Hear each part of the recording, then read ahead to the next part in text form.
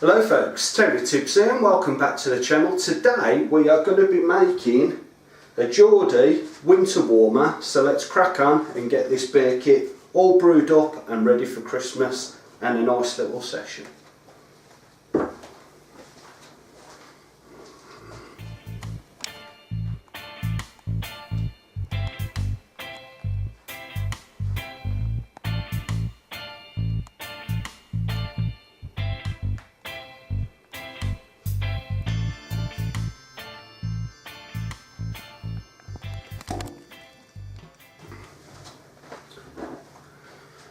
Right then, as I was saying, this will be part of a range of beers, etc. that we'll be doing in time for Christmas basically. I'm doing it a few months ahead. We're only in August now, so we've got basically 4 months. But the longer we give our beers, wines and spirits, the better tasting they're going to be. So this is a limited edition Geordie Winter Warmer. Geordie Winter Warmer. Makes 40 pints. 22.7 litres, beer making kit, okay, so like I say, it's some limited edition. I brought it from a local Wilco, it was on offer, £12 or so. Right, there's a bit of bump on the back, made with British malt, beer making kit, winter warmer. Geordie Winter Warmer is a very smooth, well hopped dark ale with a rich flavour and full head, which has been enhanced by the addition of malted wheat in the recipe, which also includes malted barley and hops. All you need is a 5-gallon drum. Okay, so there's some brewing instructions. Geordie liquid kits are the simplest way to brew. The wort the liquor beer is brewed from has already been prepared from the finest brewing ingredients, then concentrated. You mix it with sugar, or better still, a quality beer kit enhancer and hot water, then add cold water to make up the 40 pints. And finally, add the special brewing yeast from the sachet on top of the can. The wort then ferments for about a week. When fermentation stops, siphon off the brew into your bottles or pressure barrel.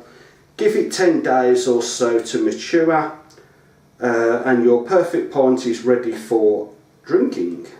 You can trust Geordie pint, note full instructions are inside the cap, etc. Anyway, I've pre-sanitised everything that we'll be using today. So, whoa. We've got a flyer. Anyway. Best before 2018, September 2018. I want to get this in our sink because we've got some hot water that will loosen up the malt in here. Can we get that? And it'll just make it easier for coming out of the kit.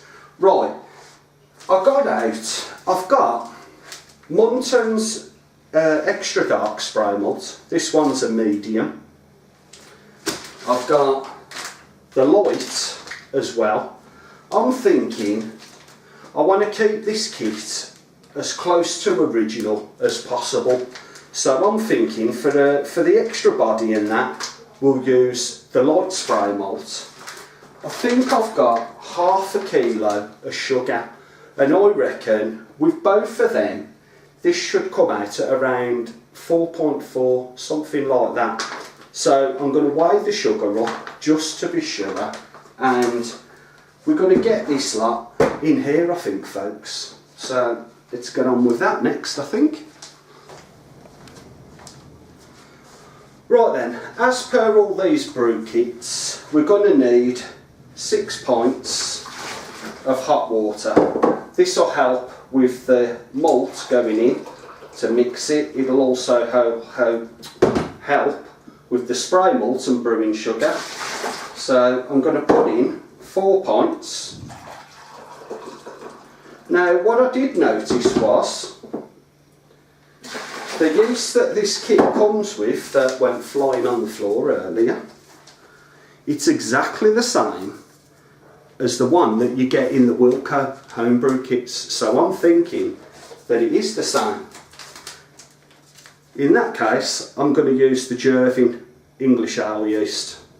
I think we'll be better off with that. We've had good results with this in the past, and I think I'm going to stick with it. So, last one. Okay, we got 3.5 pints out of it. Not a problem. Just have to put some more water in the kettle.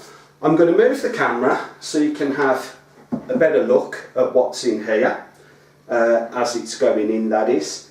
And I think we're going to get all this lot mixed up and fermenting, folks.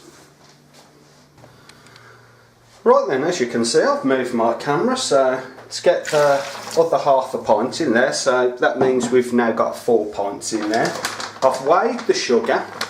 We've got 500 grams, so let's get all our sugar in. In your pot, come on, off the sides. Right then, so just the 500 grams of sugar.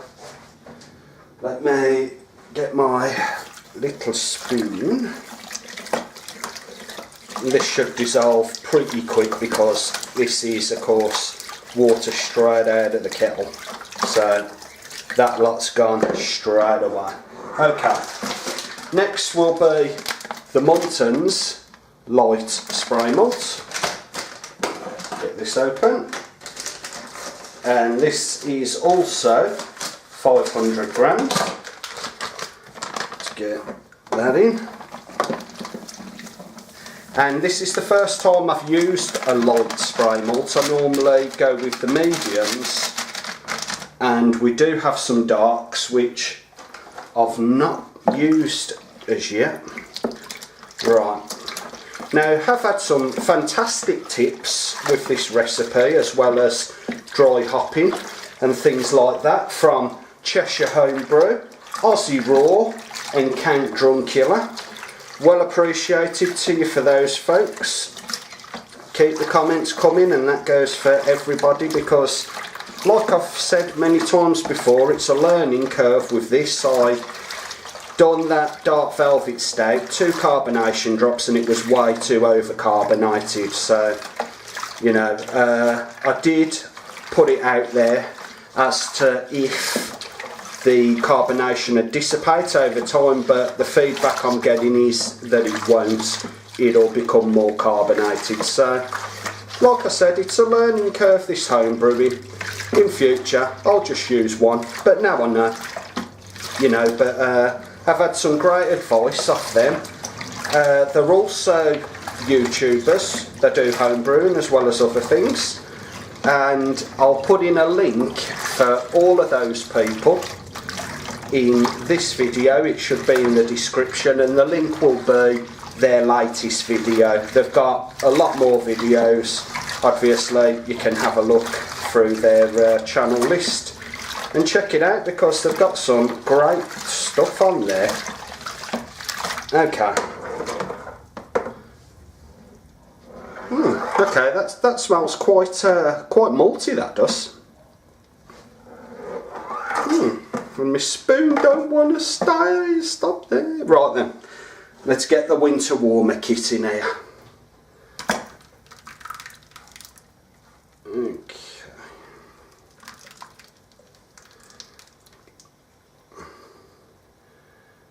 Lovely jubbly. That smells beautiful, that does. Very rich malt smell, that is. How much we got left in there? Oh, we ain't got loads. Got a bit, not loads. Okay, I think I'm going to top this up with the kettle, which will be our last 2 pints, because these tins hold about 2 pints in them. So let's get some boiling hot water in there. Right, this is quite thick, so we want this stirred in. Ooh, look at that. And it's turning a lovely dark caramel colour, that is. I think it'll go darker myself. Look at that, that's a beautiful caramel colour, that is. And the smells that are coming off it are very nice.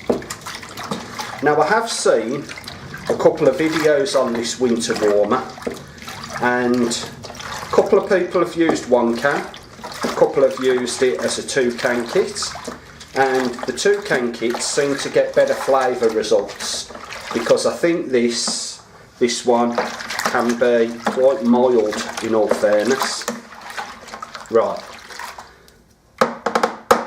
let's give our tin a nice loving stir, because we want all of that malt off the sides of that can.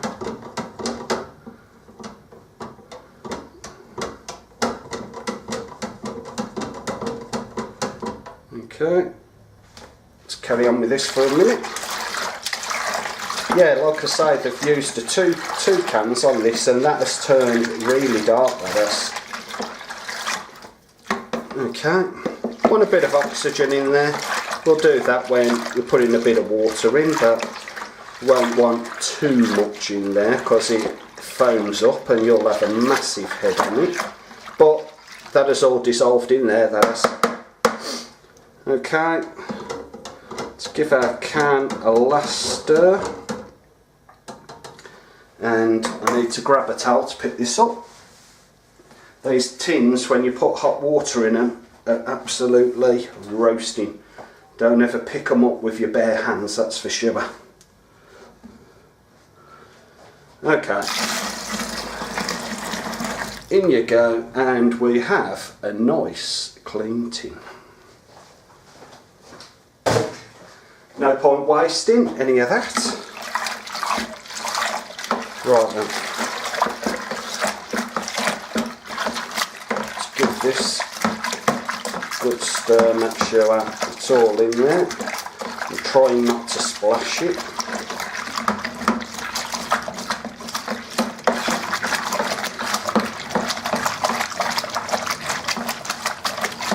Right then folks, I think we are ready for our water to top this up, so I'm going to change the camera position and we'll be right back. Okay then, so we've got all that mixed in now, so we've got our natural mineral water. Let's get a bit of this in here, and I'm going to pour this down the sides because I don't want loads of variation in here.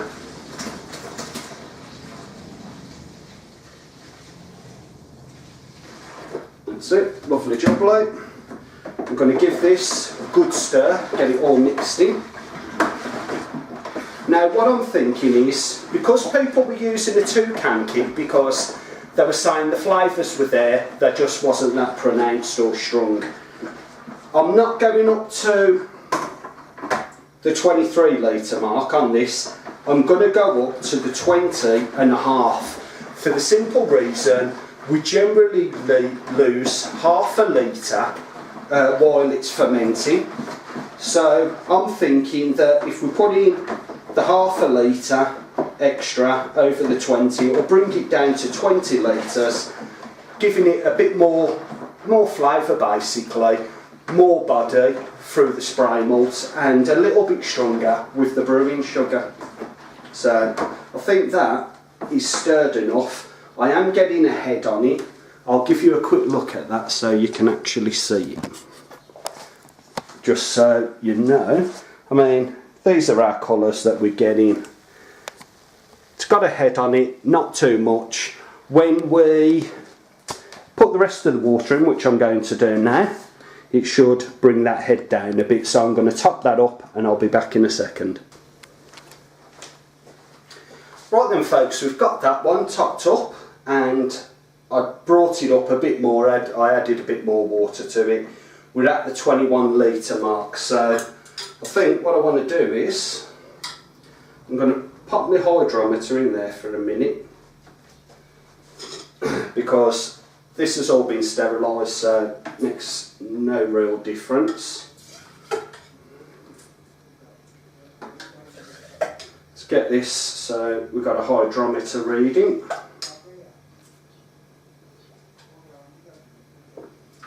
That should do it, I think. Now we've got quite a few bubbles in there, as you can see, and I don't know if you can see through that, but it's a nice shade of brown. I wouldn't say it's ruby, but anyway. Let's get our hydrometer in here. Give it a little shake, get the bubbles off. Give it a little spin, and there's no way I'm going to see a reading in there for a while anyway. So I'm going to let the bubbles come down on that. Right then, let's pitch our yeast. Actually, before I pitch this yeast, I'm going to give you a quick look at what this looks like. Let's try and move some of these bubbles out of the way so you can actually see the beer. Okay, I think that's about the best I'm going to get this. Let's have a quick loving look in there, and as you can see, it's that nice, it looks like a real ale type of thing.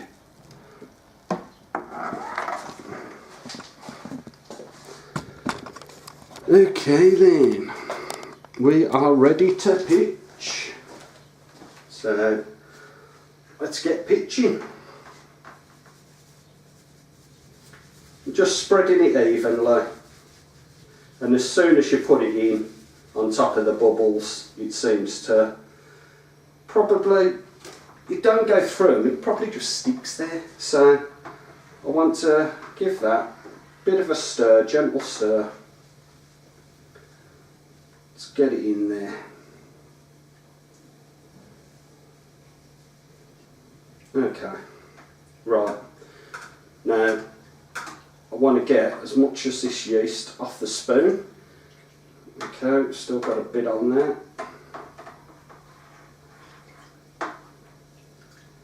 Okay, that's perfect, that is. So let's have a little loving slurp while we're looking in that fermenter.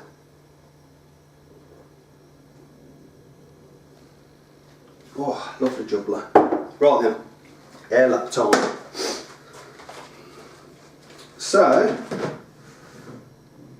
we are almost done, folks. Our temperature was good when I pitched the yeast. We're at around 20 degrees, so I'm quite happy with that. Get the airlock in the bung. Bit of star san.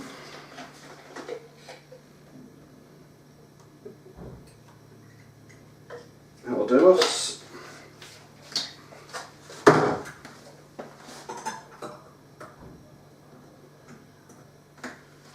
And I think we are all done, folks. So that has been our Geordie winter warmer.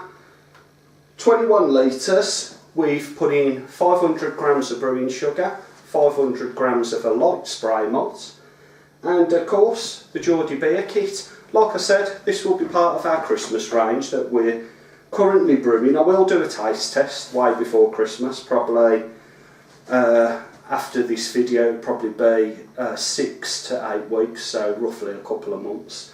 Depends how long this takes to ferment. According to the instructions, it's saying that it's around about a week fermenting, then however long it takes in the bottles.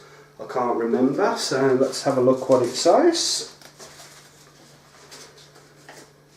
So bottling, okay.